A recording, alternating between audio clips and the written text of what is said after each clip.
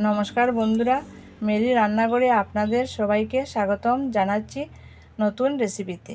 আজকে আপনাদের সাথে শেয়ার করব টমেটো আলু দিয়ে ডিমের নতুন রেসিপি।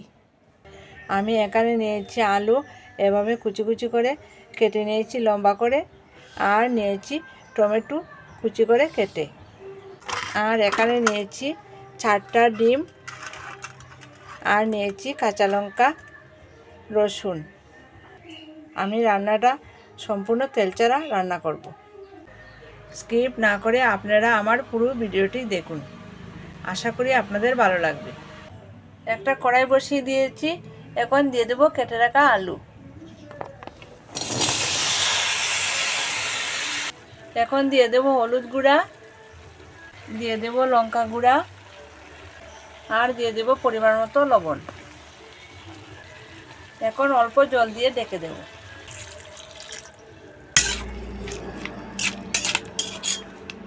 এখন 5 মিনিটের মতো ঢাকা দিয়ে আলু সিদ্ধ করে নেব। 5 মিনিটের মতো হয়ে গেছে, এখন ঢাকা খুলে দেখবো আলু সিদ্ধ হয়েছে কিনা।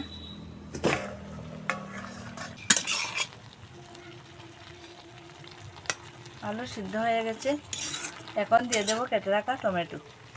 এখন দিয়ে দিচ্ছি কেটে রাখা টমেটো।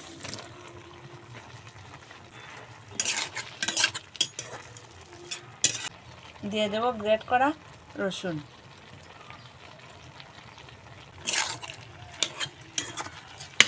টমেটো দিয়ে এভাবে নেড়ে চেড়ে আবার কিছুক্ষণ ঢাকা দিয়ে দেব। এখন আবার কিছুক্ষণ ঢাকা দিয়ে রান্না করব। আলু টমেটো একসঙ্গে সিদ্ধ করে নিয়েছি, এখন দিয়ে দেব পরিমাণ মতো জল।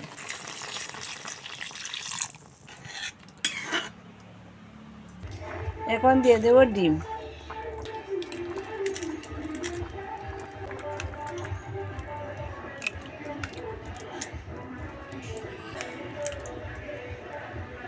দিয়ে দিয়েছি ডিম, এখন আবার কিছুক্ষণ ঢাকা দিয়ে রান্না করব। এখন ডিম উল্টে দেব।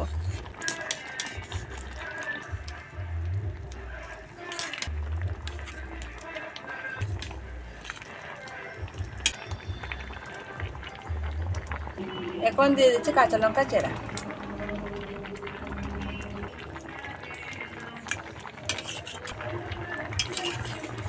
আমার টমেটো আলু দিয়ে ডিম রান্না হয়ে গেছে, এখন ধনেপাতা কুচি দিয়ে নামিয়ে নেব। আমার টমেটো আলু দিয়ে ডিমের এই রেসিপিটি বানিয়ে নিয়েছি। আমার এই রেসিপিটি যদি আপনাদের ভালো লাগে একটা লাইক করবেন এবং আমার চ্যানেলটি সাবস্ক্রাইব করবেন, আমার পাশে থাকবেন। একদম সহজ পদ্ধতিতে অল্প সময়ের মধ্যে এই রেসিপিটি বানিয়ে নেওয়া যায়।